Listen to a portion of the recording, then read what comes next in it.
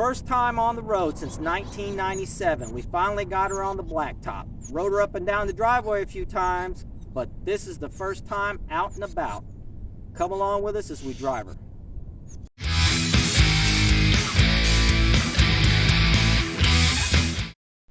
So this story begins not as you'd expect it about just a drive, but about a story about two cars. I originally fell in love with the 67 Fastback as a result of a movie that I saw called Inner Space, in which they were running around in a quote-unquote 67 convertible. Pretty bad car, but it had me hooked. So I turn around and I start looking, and I found a red 67 coupe, 289 C4 automatic, pretty car. Did some chores for the lady, was supposed to have first right of refusal on the car. Guess what? She sold it out from underneath me, and some people are that way. So I kept looking. At one point I actually picked up a 1966 Mustang, but it had been rolled, so that got parted out. The motor from the 66 became the first motor for the 67. Alright, sitting here, got a first tank of gas. Made it down here. Claudia's in the car. Got a GoPro mounted. Before you ask, no, I did not drill a hole in these. This is actually old 70s, 80s bodywork, and there were two holes there, so I used it to mount this for this one. I still gotta clean up those holes to weld them over.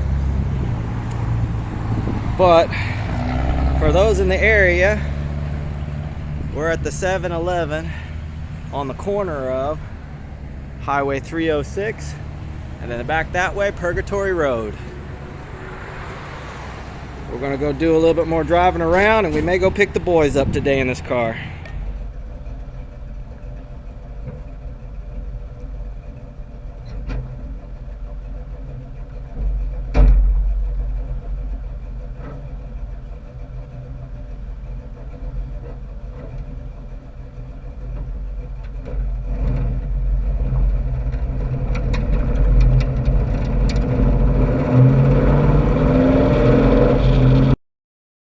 Did I mention that this car has a lean stumble that I have to tune out?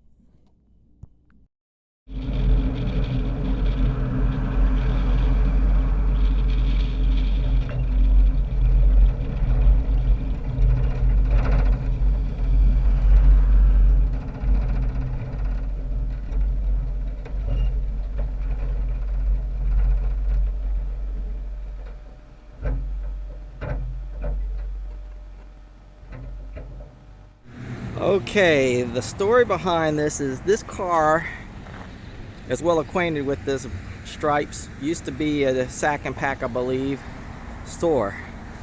First time I ever saw this car was at this store. In fact, where that white truck is pulling out is where it sat. Guy who used to work here owned this car. At that point in time, the entire car was that color there. So it only seemed fitting to show you where I bought this car from.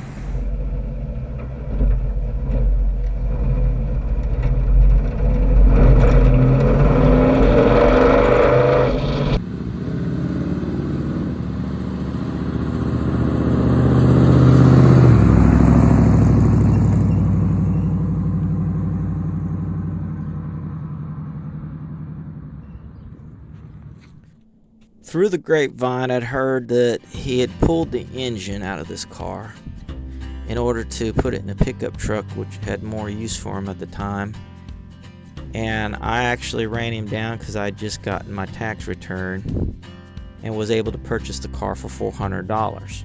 It included the radiator, had no engine and no transmission, but clean title. I promptly went through and put the 289 out of the 66 into it. Hooked up a C4 automatic transmission that I had from a pickup truck I'd parted out, and got ready to crank it up. And then my blues began, because at that point in time I didn't know the difference between an early 65 and a late 65. The 289s had a different setup with the eccentric on the front for the fuel pump, so I effectively ground the fuel eccentric into the back of the timing cover, sending metal shavings all through the engine. Not a good start. Well, my dad decided that I needed to do the project right and talked me into doing the project right. So, of course, the car was blown apart. And it sat.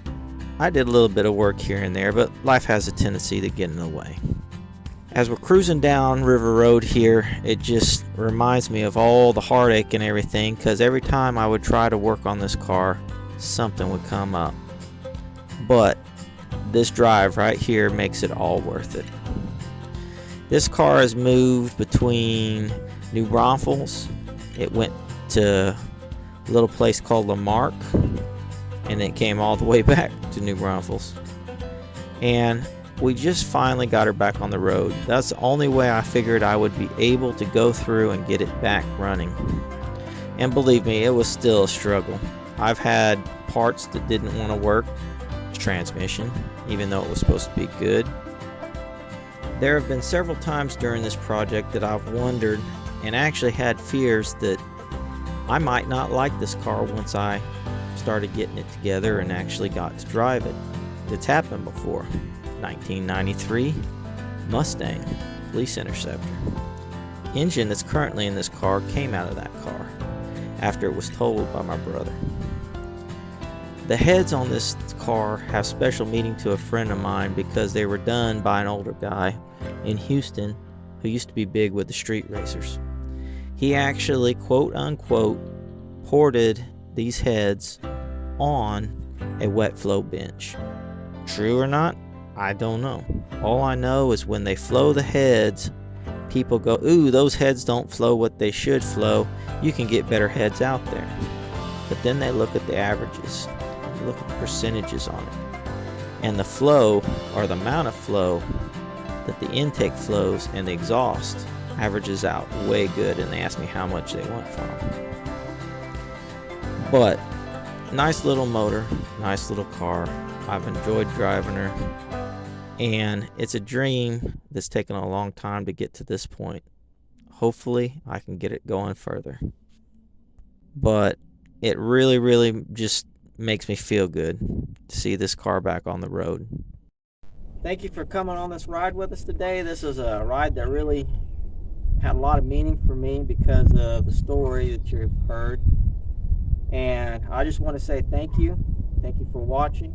If you like what you've seen, please like, subscribe, Rumble if you're on Rumble. I'd like to also ask you to, if you enjoy it, to tell your friends so that we can get some subscribers up there, because we're going for 500 subscribers.